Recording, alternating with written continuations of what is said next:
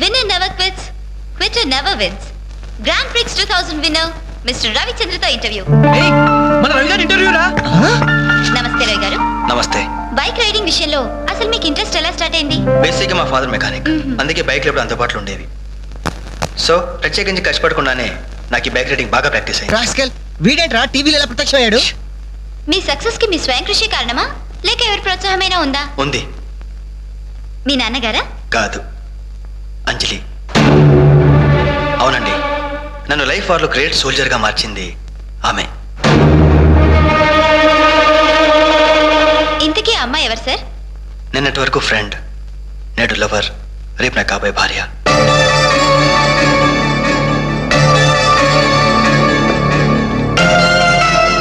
Hello Gemini TV, ఇప్పుడు మీ channel interview చేస్తున్న రవిచంద్ర చెన్నైలో ఎక్కడున్నారో చెప్తారా?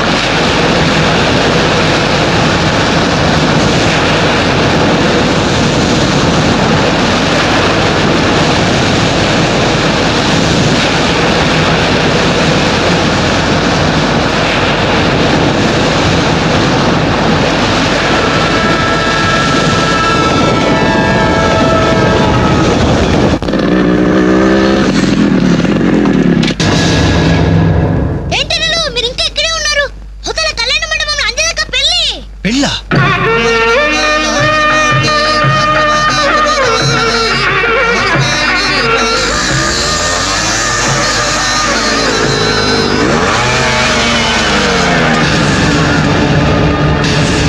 ఏంట్రా అలా చూస్తున్నావు?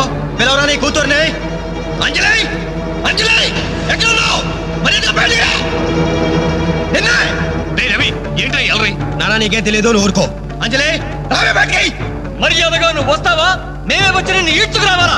ఏయ్ అంజలి రావే.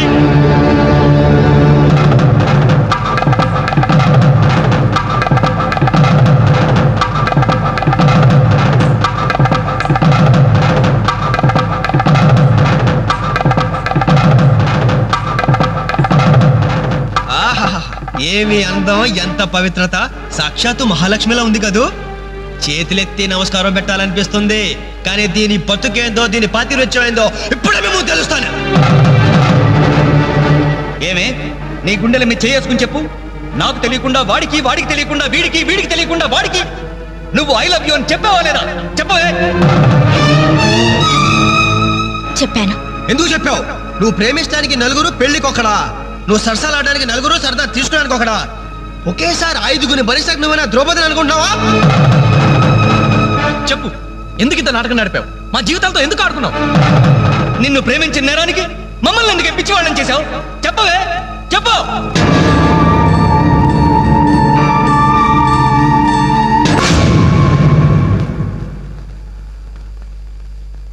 గుడ్ మార్నింగ్ సార్, నా పేరు రఘు.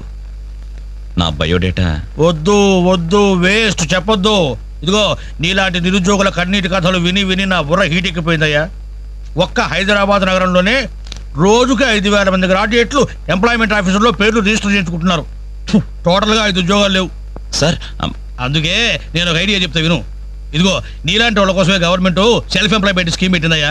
నువ్వు ఇట్లా అప్లికేషన్ పెట్టావంటే అట్లా లోన్ శాంక్షన్ అయిపోతుంది. ఎంబడే కనుక బిజినెస్ స్టార్ట్ చేసావంటే 5 ఏళ్ళు తిరిగేసరికి ఓ చిన్న సైజు స్టార్ట్ అవ్వు, బుల్లి సైజు బిల్ గేట్స్ అయిపోతావయ్యా. ఏమంటా? చాలా బాగుంది సార్. కదా, మంచి తాటు, మంచి స్కీము. Thank you sir. మీకు సొంత ఇల్లు ఉందా సార్? పోయిన సంవత్సరం కట్టించా జూబిలీస్ లో. ఏం లేదు, నేను లోన్ అప్లై చేస్తే మీరు షూరిటీ పెట్టాను. నీ లోన్ కోసం నా ఇల్లు తాకట్టు పెట్టాలనా? మరి నా దగ్గరే ఉంది సార్. పోనీ మీ జాబ్ రిజైన్ చేసి నాతో బిజినెస్ పార్ట్నర్ గా జాయిన్ అయిపోండి. మన ఇద్దరం 5 ఏళ్లలో కోటీశ్వరం అయిపోవచ్చు. ఎగతాళా? ఎగతాళి చేసింది నువ్వు. ఉద్యోగాల కోసం ఎంతో ఆస్తి వచ్చే వాళ్ళకి నువ్వు ఇచ్చే బోడి సలహా ఇదే. పైగా ఉద్యోగాలు లేవు అని చెప్పడానికి సెక్షన్, దానికి ఆఫీసర్, నీకు శాలరీ. మిస్టర్, ఎక్కువగా మాట్లాడుతున్నావు. ఎస్, ఎక్కువగా చదివాను, అందుకే ఎక్కువగా మాట్లాడుతున్నాను.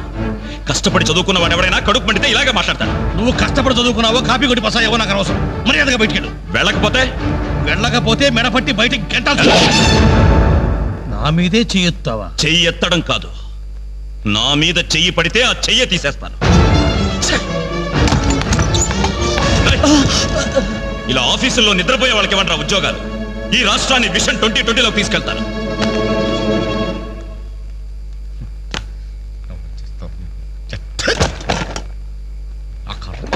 ఇవన్నీ చూడాలి.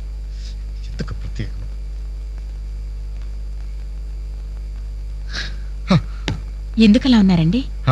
నా ఉద్యోగానికి రాజీనామా ఇవ్వాలనుకుంటున్నాను. ఏమైంది నాన్న?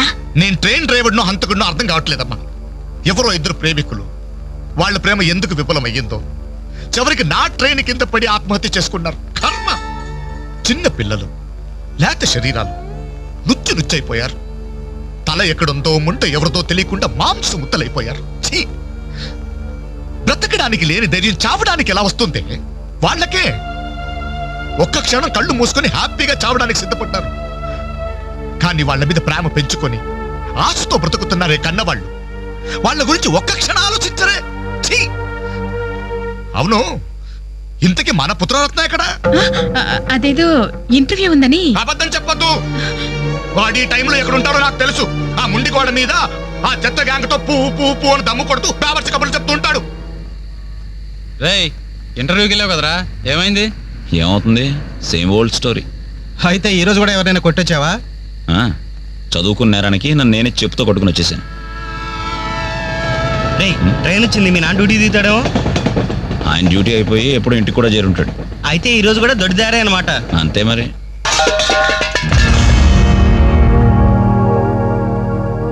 అడుగో, నీ కొడుకొచ్చాడు. సొంత ఇంటికే దొడ్డదారిన దొంగలా వస్తాడు.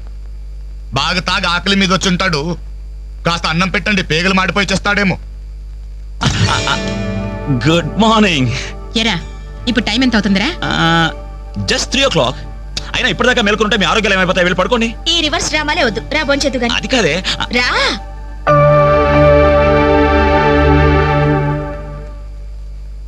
భోంచేసేవా? మ్, ఈ హైదరాబాద్ మహానగరంలో వేకువజామున 3 గంటలకు భోంచేసేవాడిని నిన్నొక్కడినే చూశానురా. ఈ హైదరాబాద్ మహానగరంలో వేకువజామున 3 గంటల దాకా ఓపిగ్గా మేలుకుని కొడుకుని విసిగించే తండ్రిని నేను ఒక్కడనే చూస్తున్నాను. మాటకి మాట జవాబు చెప్పడం కాదు. చెప్పు, ఇప్పటిదాకా ఎక్కడికి వెళ్ళొస్తున్నావు? ఆ ఫ్రెండ్ ఇంట్లో ఏదో ఫంక్షన్ ఉందని. నేను నిన్ను అడగలేదు. చెప్పు, ఎక్కడికి వెళ్ళొస్తున్నావు? బయటికి. బయటికంటే? బయటకి. అదే, ఎక్కడికి? బయటకి.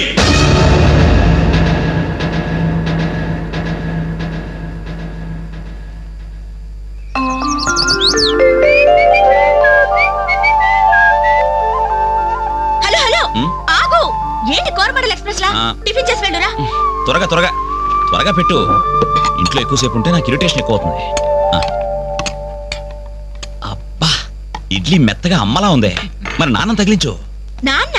నానంటే మంట కదా, కారం, కారప్పొడి. మరి నేను? నువ్వు నేతి చుక్కవే. నాన్న కారం తగ్గాలంటే ఓ పక్క చెల్లి ఓ పక్క తల్లి ఉండాలి. చెల్లెల మీద అంత ప్రేమ ఉన్నవాడివి, నిన్న దానికి తాంబూలాలు తీసుకుంటున్నప్పుడు నువ్వు ఇంటి పట్టునున్నావురా? శుభమా అని ముహూర్తం పెట్టుకునేటప్పుడు మధ్యలో నేనెందుకమ్మా? నాన్నను చూస్తే నాకు టెన్షన్, నన్ను చూస్తే ఆయనకి ఇరిటేషన్. ఈ తండ్రి కొడుకులు వారు చూసి పెళ్లి కొడుకు పారిపోయేవాడు. ఆయన బార్డర్ సెక్యూరిటీ ఆఫీసర్. ఇలాంటి వాళ్ళు ఎన్నో చూసుంటారు. ఆ వారు వేరమ్మా, అది కంట్రీ వారు, ఇది సెంటిమెంటల్ వారు. నీ పద్ధతి చూస్తుంటే రేపు పెళ్లికి కూడా ఇంట్లో ఉండట్లేవే. ఎందుకుండమ్మా, నీ పెళ్లికి తోరణాల దగ్గర నుండి విస్తరాకుల వరకు అన్ని దగ్గర నేనే చూసుకుంటాను. వస్తాను. ఆగు, ఎక్కడికి వెళ్తున్నావు? బయటికి. బయటకంటే? బయటకి. బయటకి బయటకి బయటకి ఎక్కడికి బయటికి? ఓ మగాడు బయటికి వెళ్తున్నాడంటే ఉద్యోగం చేయడానికి వెళ్తున్నాను, ఉద్యోగం వెతుక్కోడానికి వెళ్తున్నాను, రాళ్లు కొట్టడానికి వెళ్తున్నాను, లేదు డబ్బు సంపాదించడానికి వెళ్తున్నాను అనే మగతనం సమాధానంలో ఉండాలి. లేదో ముండి గోడ దగ్గర వెళ్తున్నాను, ఆ కొండ ముచ్చలతో కోతి వేషాలు వేయడానికి వెళ్తున్నాను అనే చవట సమాధానమైనా ఉండాలి. అవునయ్యా, నేను చవట్నే, అసమర్థుణ్ణే. ఆ మొండికోడు దగ్గరికే వెళ్తున్నాను, ఆ కొండ ముచ్చులతో చేరి దమ్ము కొట్టడానికి వెళ్తున్నాను. సరేనా? ఇంకా ఎన్నాళ్ళు ఆ బేవర్స్గాలతో తిరుగుతావురా? ఉద్యోగం రాని వాళ్ళంతా నీ దృష్టిలో బేవర్స్ కాళ్లే. కానీ వాళ్ళే నా ఫ్రెండ్స్, నా ఆత్మీయులు. నా కష్టాలు వినేది వాళ్ళే, నా కన్నీళ్లు తుడిచేది వాళ్ళే. వాళ్ళతో మాట్లాడితేనే నాకు మనశ్శాంతిగా ఉంది. ఏడ్చావు? నీ వయసులో ఉద్యోగం చేస్తూ మా అక్కయ్య పెళ్లి చేశాను, 2 పిల్లలకి తండ్రినయ్యి గౌరవంగా ఇక్కడ దాకా సంసారం నెట్టుకొచ్చాను. మీ కాలంలో 100 ఉద్యోగాలకి ఒక్కడుండేవాడు. ఉద్యోగాలున్నాయి, రండి బాబు రండి అని పిలిచి మరీ ఉద్యోగాలు ఇచ్చారు. కానీ ఇప్పుడు ఒక్క ఉద్యోగానికి 1000 మంది పోటీ పడుతున్నారు. ఉద్యోగం ఇవ్వండి బాబు అని క్యూలో నిలబడితే కుక్కల్ని తరిమినట్టు తరిమి కొడుతున్నారు. కష్టపడేవాడికి ఉద్యోగం ఎక్కడైనా దొరుకుతుందిరా, కానీ కష్టపడాలన్న ఆలోచన ఇక్కడ నుంచి రావాలి. వారం రోజుల నుండి చెల్లికి పెళ్లి పనులు చేయాలన్న జ్ఞానం ఉందా? నేను ఎందుకు చేయాలి? నేను ఎవరినైనా చేయాలి. కాబోయే బావగారిట్లో నన్ను పరిచయం చేసావా? ఏమని పరిచయం చేయమంటారు సార్ మిమ్మల్ని? నా కొడుకు గవర్నరు, నా కొడుకు కలెక్టర్ పరిచయం చేయమంటారా? గవర్నరు కలెక్టర్ అయితేనే పరిచయం చేస్తావా? నీ కొడుకు నాకు మాత్రం విలువ. ఏ రోజు నువ్వు ఉద్యోగానికి వెళ్తావో ఆ రోజే నువ్వు నా కొడుకువి. నువ్వు నన్ను కనడం కంటే ఓ ఉద్యోగానికి కనుండాల్సింది. నువ్వు పరిచయం చేసినా చేయకపోయినా నా చెల్లి పెళ్లి పనులు నేను చూసుకుంటాను. నీ కొడుగ్గా కాదు, నా చెల్లెలకు అన్నయ్యగా.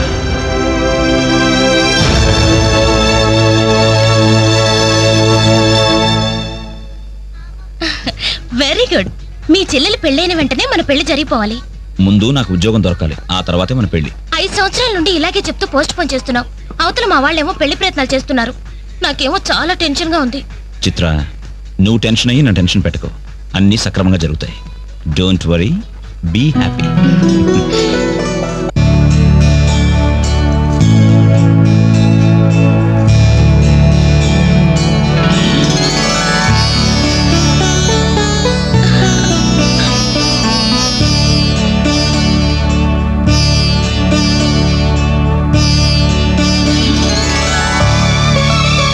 ఏంటనే అలా చూస్తున్నా? అచ్చు అమ్మలా ఉన్నావమ్మా.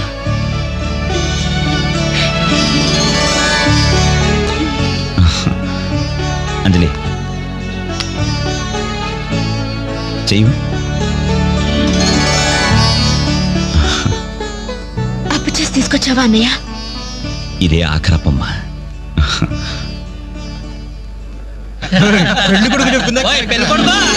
ముందు బట్టలు మార్చుకో, అవతల పూజ మొదలవుతుందంట. ఒక్క నిమిషం, ఇప్పుడే వస్తానరా. ఇదిగో ఏం పర్లేదా, కాస్త లేటుగానేరా. ఈ లోపుగానేనా 4 హాస్టల్ తాగించేస్తారు. కలపలే మొక్కలా.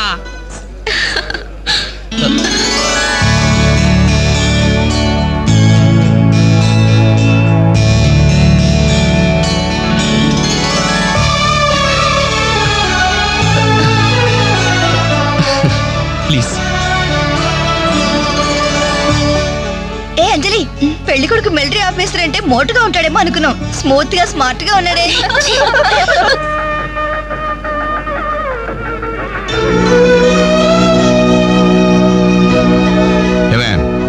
ఇట్రా, ఏమిటండి? ఈ చైన్ రఘుకిచ్చి అల్లుడు గారికి వేయమని చెప్పు. రేపు మగపెళ్లి వాడి నుండి బావమరిది ఏమిచ్చాడన్న మాట రాకూడదు. ఆ ఇచ్చేదేదో మీరే ఇవ్వచ్చు కదండి. నేనిస్తే వాడిని అవమానించడానికి ఇచ్చాననుకుంటాడు. నువ్వు వెళ్ళు, నేను గుడికి వెళ్ళొస్తాను. రఘు, ఇలారా. ఏంటమ్మా? ఈ చైన్ తీసుకెళ్లి పెళ్లి కొడుకు ఇవ్వరా. ఎవరిచ్చారు? మీ నాన్నగారు. నేనే మొక్కల తర్వాత కలుపుతారు, ముందు వందరాని ఎంతైనా మగ పెళ్లివారు మగ పెళ్లివారే. ఎంత దర్జాగా పేకాడుతున్నారు. ఏమండో పెళ్లి ఎప్పుడో తెల్లారుజామున 3 గంటలకి. ఏం పర్లేదు, మీరు కూడా వచ్చాయి. ఏమండే రండి. రండ్రా. రండి, నువ్వేనా ఒక ఏంటమ్మా ఇంత లేటు? తొందరగా పదండి. అయిపోతుంది. మీరెళ్ళి అమ్మాయి రెడీ అయిందేమో చూడండి. రానివ్వండి బాబు, రానివ్వండి. ఫుల్ కౌంట్ రానివ్వండి. ఒరే, మొక్కలు తిరిగిన మొగోళ్ళతోటి పోటీకి వచ్చారా?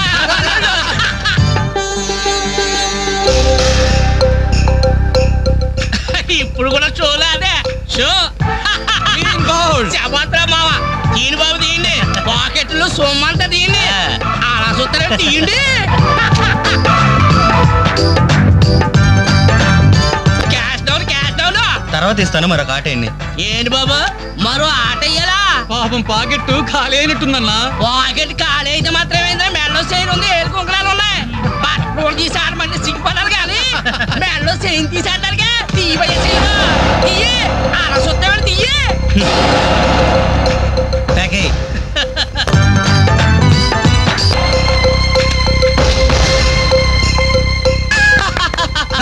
ఈ ఆట కూడా బాగుంది. టోటల్ గా వాష్ అవుట్ చేసే వరకు మేము వదలం. డబ్బులు ముందు మొక్కలే, తర్వాత డబ్బులు ఇస్తాం. అప్పు గిప్పు జాంతానాయి. ఉంటే డబ్బులు తీ, లేకపోతే ఒంటి మీద నగలు తీ. వాళ్ళ ఒంటి మీద వస్తువులు ఎక్కడేరా, వేసుకున్న చొక్కాలు తప్ప. తీయండి బాబు, చొక్కాలు తీయండి. ఏంట్రా వాగుతున్నావు? పద్ధతి కాదు బ్రదర్, మర్యాదగా చొక్కా వదులు. నీకు మర్యాద ఏంట్రా?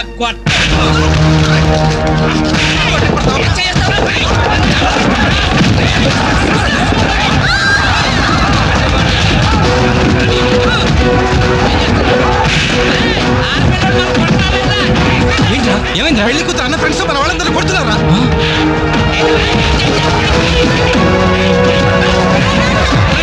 ఏంట్రా? పెళ్లి కొడుకు ఫ్రెండ్స్ మన వాళ్ళని కొడుతున్నారు.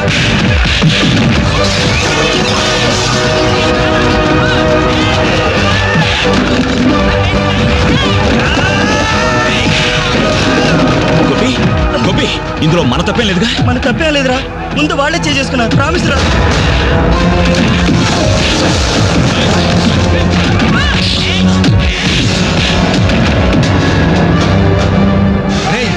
కాబోయే బావని కనీసం మర్యాద కూడా లేకుండా మా మీద చేసుకుంటావురా? ఎప్పుడో వేకువజామున 3 గంటలకి నా చెల్లి మెళ్ళలో తాళిబొట్టు కట్టిన తర్వాత నువ్వు నాకు బావవిరా. కానీ వీళ్ళు పుట్టినప్పటి నుంచి నాకు ఫ్రెండ్స్ రారా.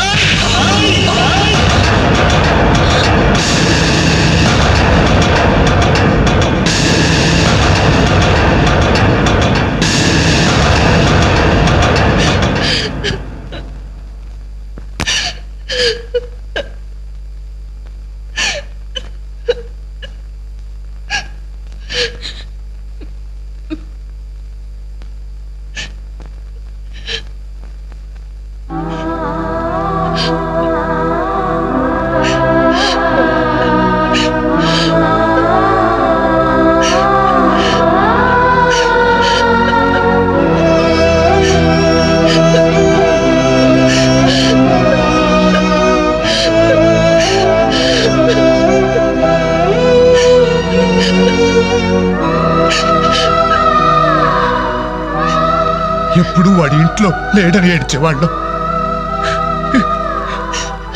ఇప్పుడు వాడు ఉన్నందుకు ఏడవాల్సి వచ్చిందమ్మా.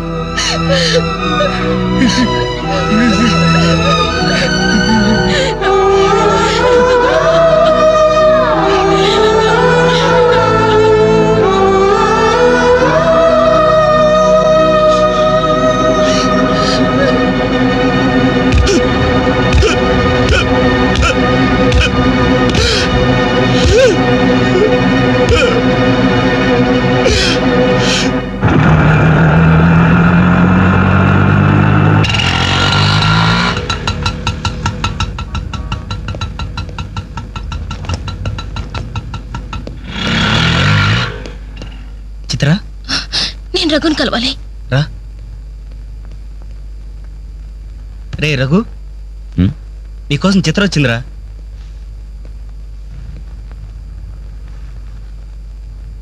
చిత్ర, ఏమిటిది?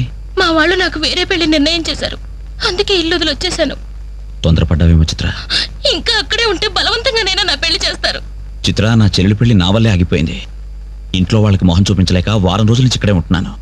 ఈ పరిస్థితుల్లో నాకు తెలుసు నువ్వు నీ పరిస్థితి గురించి ఆలోచిస్తున్నావు. నా గురించి కూడా కొంచెం ఆలోచించు. ఒక ఆడపిల్లని గడప దాటి పెట్టుతో సహా బయటకు వచ్చానంటే మా ఇంట్లో ఏం జరిగి ఉంటుందో ఊహించు. ఇంకా నా వల్ల కాదు, వెంటనే మన పెళ్లి జరిగిపోవాలి. చిత్ర, మూర్ఖంగా మాట్లాడద్దు. అన్నిటికీ పెళ్లి సమాధానం అనుకుంటే అలాగే చేసుకుందాం. అదిగో కనబడుతుంది ఆ దేవాలయం. అక్కడ తీసుకెళ్లి ఓ పసుపు తాడు కడతాను. ఫ్రెండ్స్ వస్తారు, ఆశీర్వదిస్తారు, ఏదో తోచిందిస్తారు, వెళ్ళిపోతారు. ఆ తర్వాత మన జీవితం ఏంటి, ఎలా బతుకుదాం? అందుకే చిత్ర, ఓ 2 నెలలు ఓపిక పట్టు. నాకు ఉద్యోగం వస్తుంది. రాకపోతే? వస్తుంది చిత్ర. రాకపోతే? వస్తుంది. నన్నెవ్వరూ అర్థం చేసుకోరు. ఇంటికెళ్తే మా నాన్న నన్ను అర్థం చేసుకోడు. బయటికెళ్తే చుట్టుపక్కల వాళ్ళు అర్థం చేసుకోరు. చివరకు నన్ను నమ్మి నాతో జీవితం పంచుకోవాలనుకున్నా నువ్వు నన్ను అర్థం చేసుకోకపోతే? నాకు వేరే మార్గం లేదు. నువ్వు కాదంటే చావనైనా చూస్తాను గాని తిరిగి మా ఇంటికి మాత్రం వెళ్ళను. సరే, ఇప్పుడు నన్ను ఏం చేయమంటావు చెప్పు.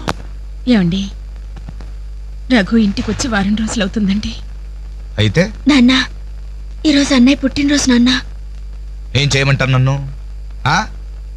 కేక్ కట్ చేసి ఫంక్షన్ పెట్టమంటారా? ఏమే, వాడు పుట్టినరోజని ఇదిగో 10 రోజుల క్రితమే బట్టలు కొన్నాను. తండ్రినే. కానీ వాడు చేసిందేంటి? ఈ రోజు బజార్కి వెళ్తే ప్రతి వాడు ఏమండి మీ అమ్మాయి పెళ్లి ఆగిపోయిందంటే కదా, దానికి కారణం మీ అబ్బాయినంటే కదా అంటుంటే తల ఎక్కడ పెట్టుకోవాలని తెలియక చస్తున్నాను.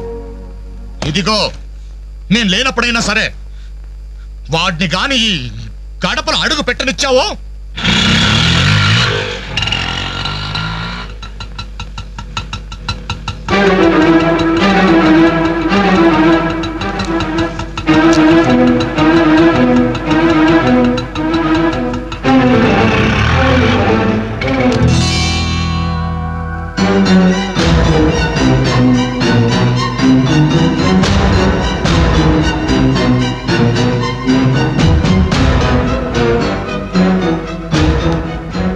ఎవర్రా ఈ అమ్మాయి?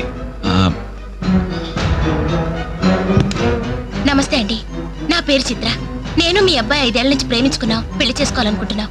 మా ఇంట్లో వాళ్ళు బలవంతంగా నా పెళ్లి చేయబోతుంటే ఇంట్లోంచి వచ్చేసాను. మీరు ఆశీర్వదిస్తే. ఆగమ్మా, ఆగు. కాస్త ఊపిరి పీల్చుకుని మాట్లాడమ్మా, లేకపోతే నా ఊపిరి ఆగిపోతుంది. ఆగు. ఇదెవరో తెలుసా? నా కూతురు, వీడి చెల్లి. 10 రోజుల క్రితమే పెళ్లి ఆగిపోయింది. దానికి కారణం ఎవరో తెలుసా? వీడే ఆ దౌర్భాగ్యుడు.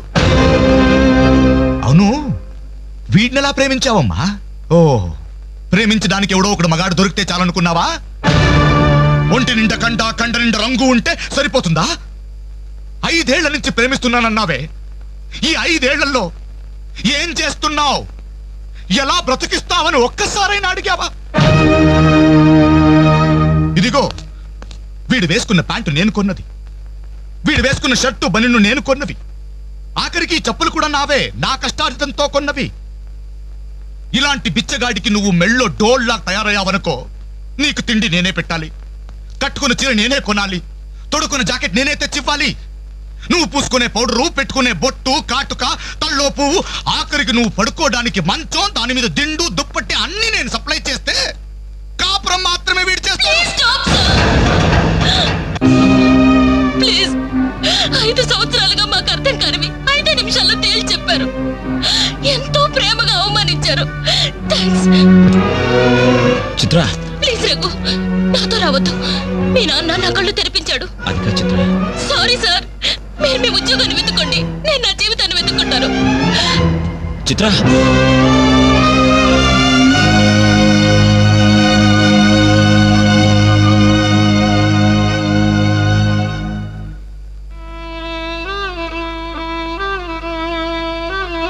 నాన్న, చాలా సంతోషం నాన్న. నా జీవితంలో మర్చిపోలేని అవమానం చేశావు. నన్ను ప్రేమించి నా మీద నమ్మకంతో వచ్చిన అమ్మాయి ముందు నన్ను మాటలతో చిత్రవత చేసి. అవునన్నా, ఈ ప్యాంట్ నీది, ఈ చొక్కా నీది, ఇదిగో నే కట్టుకున్న వాచి, వేసుకున్న చెప్పులు అన్నీ నీవేనన్నా. ఆఖరికి ఈ శరీరం, ఈ ప్రాణం కూడా నువ్విచ్చిందేనన్నా. నేను నీ రక్తం పంచుకు పుట్టిన నీ బిడ్డను నాన్న. నాకు నువ్వు కాక ఇవన్నీ ఎవరు, ఇంకెవరిస్తారు నాన్న? తండ్రి అనేవాడు కొడుకుతో 5 సంవత్సరాల వరకు తండ్రిగా ఉండాలి, 15 సంవత్సరాల వరకు గైడ్గా ఉండాలి, 15 సంవత్సరాల తర్వాత ఫ్రెండ్గా ఉండాలి అంటారు. కానీ నువ్వు నాకు ఏ దశలోనూ ఏమీ కాలేదు కదా నాన్న. పైగా 25 సంవత్సరాలు కష్టపడి పోషించిన కొడుకు వ్యక్తిత్వాన్ని ఒక అమ్మాయి ముందు చంపేశా. నా పుట్టినరోజు నాడు నాకు గొప్ప బహుమానం ఇచ్చావు నాన్న, జన్మ జన్మలకి మర్చిపోలేని బహుమానం. నా పుట్టినరోజు నాడే నేను చంపేశావు నాన్న, చంపేశా. రఘుయ్య.